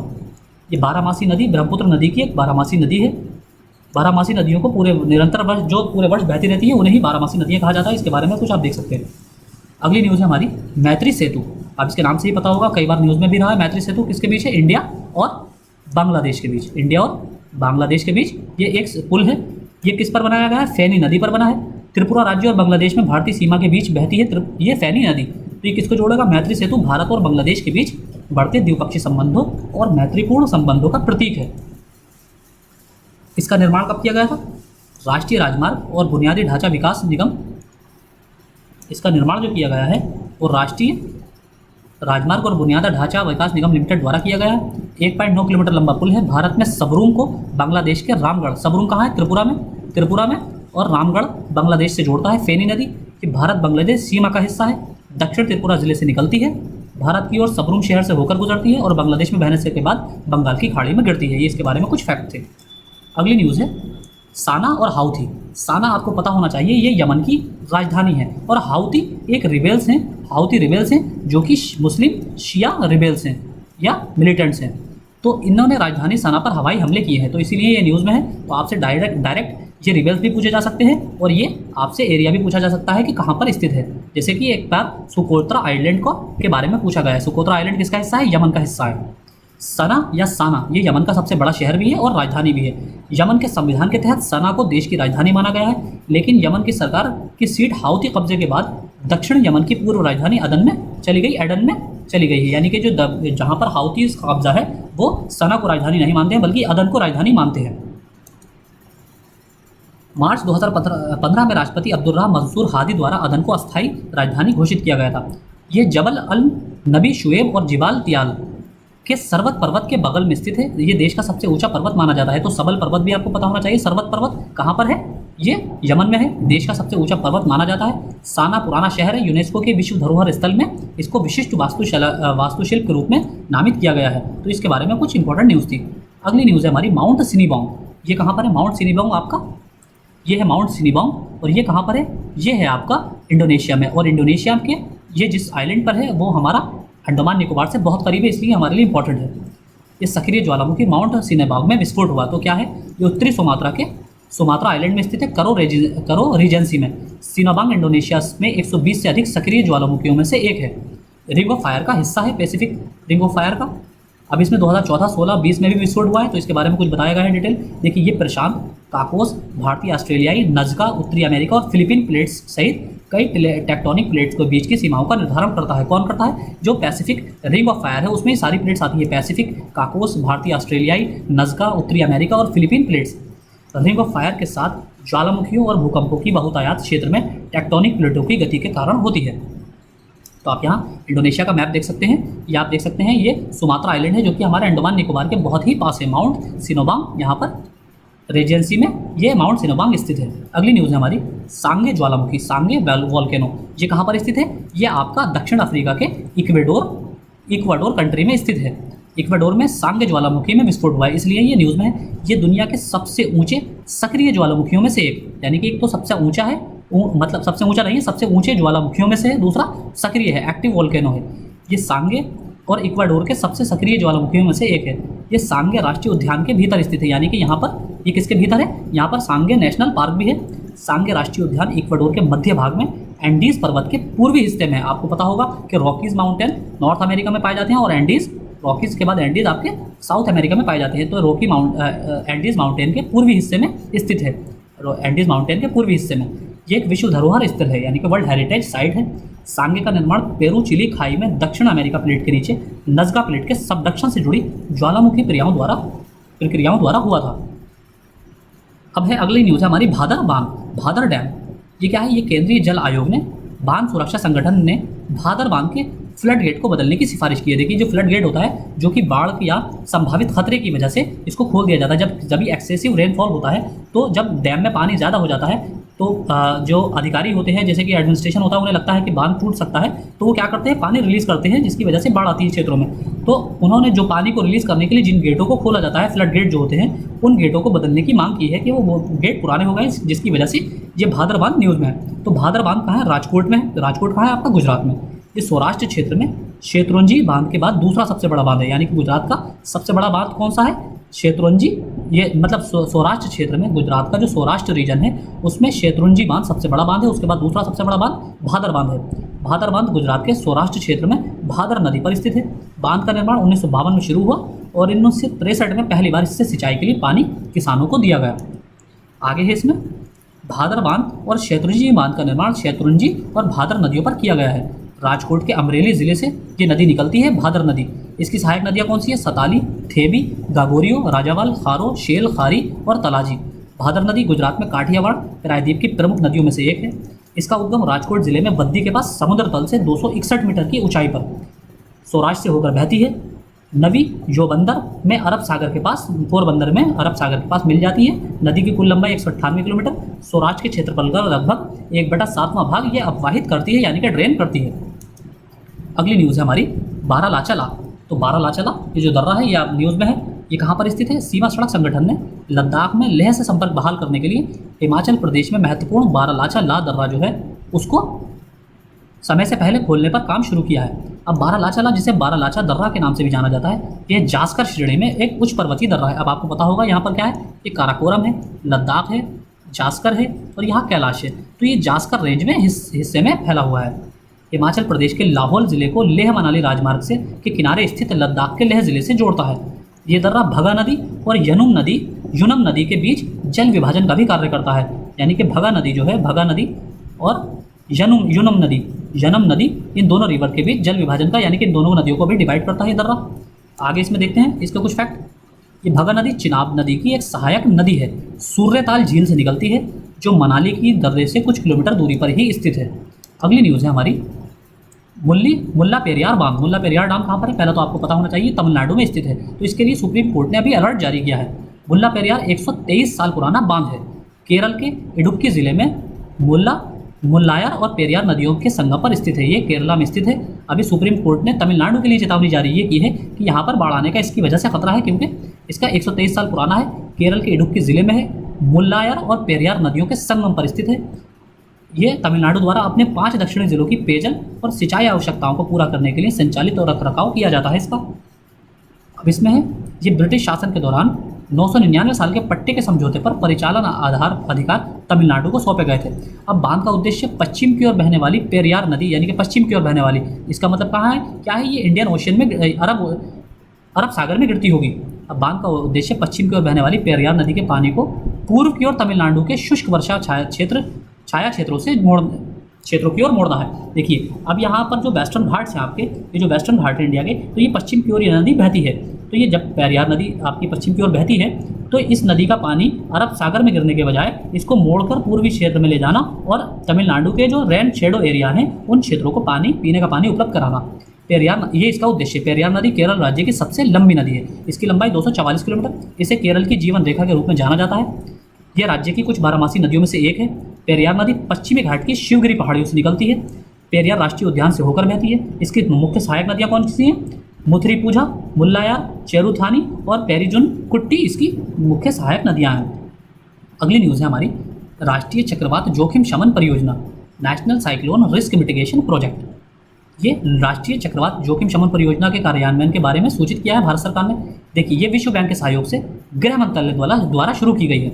ये जो प्रोजेक्ट है national cyclone risk mitigation project, ये किसके द्वारा शुरू किया गया है? इसमें सहयोग जो है वर्ल्ड बैंक का है और ये मिनिस्ट्री ऑफ होम अफेयर्स के द्वारा MHA के द्वारा इसे शुरू किया गया है। इसका उद्देश्य क्या है? भारत के तटीय राज्यों, केंद्र शासित प्रदेशों में चक्रवातों के प्रभाव को कम करने के लिए उपयुक्त संरचनात्मक और गैर संरचनात्मक उपाय करना इसका उद्देश्य है।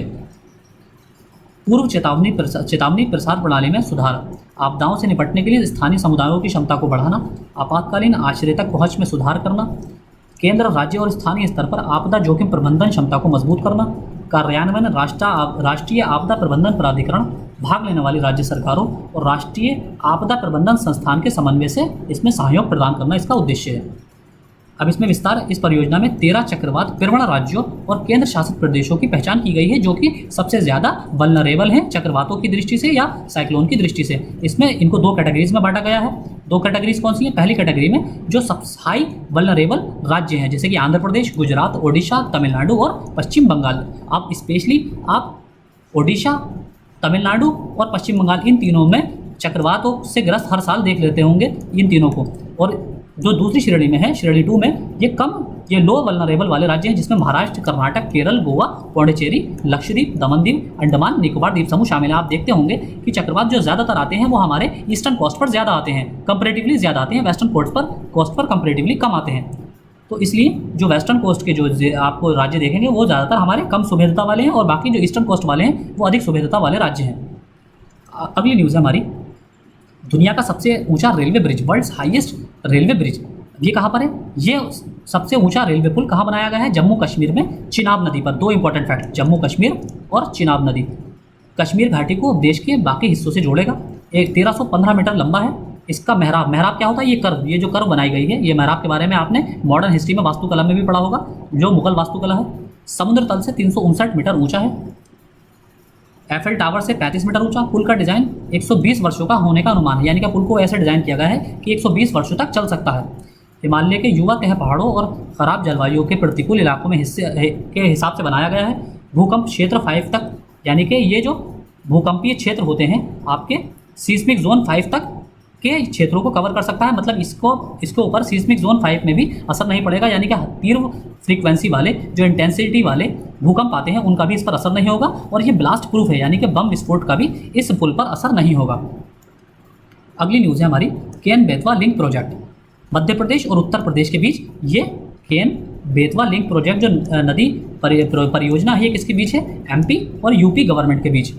ये राष्ट्रीय परिप्रेक्ष्य योजना की पहली परियोजना है। अब ये नदी जोड़ो परियोजना की सबसे पहली, यानी कि नेशनल लेवल का, नेशनल पर्सपेक्टिव की पहली परियोजना है। नदी को आपस में जोड़ने की परियोजना है। उद्देश्य सूखाग्रस्त बुंदेलखंड क्षेत्र, यानी कि बुंदेलखंड का जो क्षेत्र आता है, जो ग्वालियर, झांसी, आपका UP का झांसी और मध्य प्रदेश का ग्वालियर इत्यादि का जो रीजन है, ये बुंदेलखंड का जो रीजन है, इस क्षेत्र की सिंचाई के लिए मध्य प्रदेश में केन नदी से अतिरिक्त पानी को उत्तर प्रदेश में बेतवा नदी में स्थानांतरित करना, यानी कि जो मध्य प्रदेश की केन नदी का जो वाटर है, इसको उत्तर प्रदेश की बेतवा नदी में ट्रांसफ़र करना। तो आप देख सकते हैं यहाँ से जो 3 नदियाँ मध्य प्रदेश के पठारी रीजन से निकलती हैं, आप केन, बेतवा इत्यादि, चंबल, केन, बेतवा, सोन इत्यादि जो निकलती हैं नदियाँ, अब इसमें से बेतवा नदी का पानी को, बेतवा नदी में पानी स्थानांतरित करना, केन नदी के पानी को। इस परियोजना में 77 मीटर लंबा और 2 किलोमीटर चौड़ा धोधन बांध और 230 किलोमीटर नहर का निर्माण शामिल है। आगे इसमें केन बेतवा लिंक परियोजना राष्ट्रीय परिप्रेक्ष्य परियोजना के तहत नदियों को आपस में जोड़ने की पहली परियोजना है। इसमें मध्य प्रदेश और UP के ज़िलों, यानी कि टीकमगढ़, पन्ना, छतरपुर जिलों मध्य प्रदेश के और UP में झांसी, बांदा, ललितपुर और महोबा जिले इसके शामिल हैं। ये परियोजना केन बेतवा लिंक परियोजना के 2 चरण हैं। पहले चरण में धोधन बांध परिसर, केन बेतवा लिंक नहर पर बिजली घरों को पूरा किया जाएगा और दूसरे चरण में 3 घटक शामिल होंगे, लोअर ओरर बांध, बीना कॉम्प्लेक्स परियोजना और कोठा बैराज का निर्माण। इसका लाभ क्या होगा? उत्तर प्रदेश के बुंदेलखंड के जल संकट वाले क्षेत्रों को अत्यधिक इसमें लाभ होगा। अगली न्यूज़ है हमारी, ट्यूलिप गार्डन। इसको प्रधानमंत्री मोदी ने जम्मू कश्मीर में जबरवान रेंज की तलहटी में ट्यूलिप गार्डन का दौरा किया। देखिए बहुत इंपॉर्टेंट है क्योंकि पीएम प्राइम मिनिस्टर ने हमारे यहाँ दौरा किया है। ये जम्मू कश्मीर रीजन में जो ट्यूलिप गार्डन है यहाँ का दौरा किया है जबरवान। और ये कौन सी रेंज में है? ये जबरवान रेंज है, जबरवान पहाड़ी रेंज है, उसके अंदर ये ट्यूलिप गार्डन स्थित है। इसका स्थान कहाँ है? गार्डन जबरवान रेंज की तलहटी में यानी कि वैली में स्थित है। एशिया का सबसे बड़ा ट्यूलिप गार्डन है, 30 हेक्टेयर क्षेत्र में फैला हुआ है। इसका महत्व 64 से अधिक प्रकार के ट्यूलिप खिले होते हैं। कश्मीर की घाटी में फूलों की खेती और पर्यटन को बढ़ावा देने के लिए 2007 में इसे शुरू किया गया था। कश्मीर की घाटी में फूलों की खेती के लिए और पर्यटन को बढ़ावा देने के लिए इस पार्क को शुरू किया गया था 2007 में। आगे है इसमें आगे है ये पीर पंजाल और ग्रेट हिमालयन रेंज के बीच एक छोटी उप पर्वत श्रृंखला है यानी कि सब माउंटेनियस ये रेंज है या सीरीज है। ये कश्मीर घाटी के मध्य भाग में है। सबसे ऊंची चोटी इसकी 13,013 फीट पर महादेव शिखर है। इस ट्यूलिप गार्डन में सबसे ऊंची चोटी जो है वो महादेव शिखर है। ये पूर्वी पहाड़ की दीवार की दूरी की पृष्ठभूमि बनाता है। यहाँ मंदिर शंकराचार्य मंदिर और जबरवान रेंज के मध्य किनारे पर बना हुआ है। यहाँ पर एक मंदिर पाया जाता है, शंकराचार्य मंदिर। आगे है इसका महत्व क्या है? सीमा के मध्य भाग में उत्तरी ढलानों पर सम्राट शाहजहां द्वारा निर्मित 3 मुगल उद्यान है। इसमें परी महल के साथ चश्मा शाही, निशात बाग और शालीमार गार्डन शामिल हैं। यानी कि इसमें परी महल है, यहाँ पर ट्यूलिप गार्डन में चश्मा शाही है, निशात बाग है और शालीमार गार्डन शामिल है। वन्यजीव जबरवान पर्वत श्रृंखला में समृद्ध वन्यजीव के साथ महान हिमालय विशेषताएं हैं। यहाँ पर दाचिगाम राष्ट्रीय उद्यान इसी श्रेणी की मुख्य विशेषता है। यहाँ पर कौन सा जानवर पाया जाता है दाचिगाम में? आपने सुना होगा हंगुल या कश्मीरी स्टेग, जिसे हंगुल कहते हैं। तो ये इसी नेशनल पार्क में पाया जाता है। इसके अलावा राष्ट्रीय उद्यान में एशिया में काले भालू की सबसे बड़ी आबादी भी शामिल है। अगली और आज की हमारी लास्ट न्यूज़ है जलवायु डेटा सेवा portal, climate data service portal. ये किसके द्वारा शुरू किया गया? भारत मौसम विज्ञान विभाग द्वारा, इंडियन मेट्रोलॉजिकल डिपार्टमेंट पुणे द्वारा इसको विकसित किया गया है। पृथ्वी विज्ञान मंत्रालय के अंतर्गत आता है। जलवायु डेटा सेवा पोर्टल का उद्घाटन किया गया है। इसका उद्देश्य क्या है? जलवायु डेटा सेवा पोर्टल एक एकीकृत मंच के रूप में कार्य करता है। इसका उद्देश्य उपयोगकर्ताओं को मौसम और जलवायु सेवाएं प्रदान करना है। रियल टाइम डेटा अधिग्रहण को लेकर त्वरित डेटा प्रसार तक पूरी तरह से स्वचालित जलवायु डेटा प्रबंधन की पूरी प्रक्रिया है। इसमें पोर्टल के प्रमुख घटक क्या हैं? IMD वेधशालाओं द्वारा दर्ज किए गए मौसम अवलोकनों की रियल टाइम निगरानी करना, जलवायु संबंधी सराहनीय चरम सीमाएं और सामान्य जानकारी प्रदान करना, मानसून वर्षा और चक्रवात आवृत्तियों पर सूचना प्रदान करना, डेटा विश्लेषण और सूचना ग्राफिक्स प्रदान करना, ये सारी इसकी विशेषताएं हैं। तो आज हमने जनवरी 2021 से लेकर मार्च 2021 तक का ज्योग्राफी से रिलेटेड करंट अफेयर्स कंप्लीट कर लिया है। और इससे पहले हम जुलाई 2020 से लेकर दिसंबर 2020 तक का ज्योग्राफी से related current affairs already complete कर चुके हैं और उसकी मर्ज वीडियो भी आपको प्रोवाइड की जा चुकी है। अब जो हमारा बाकी बचा है अप्रैल 2021 से अगस्त 2021 तक का जो करंट अफेयर्स हमारा ज्योग्राफी से रिलेटेड बचा है वो हम कल आपको कवर करा देंगे और साथ ही उसका एक मर्ज वीडियो भी आपको प्रोवाइड कर दिया जाएगा। तो आज के लेक्चर में इतना ही। Thank you.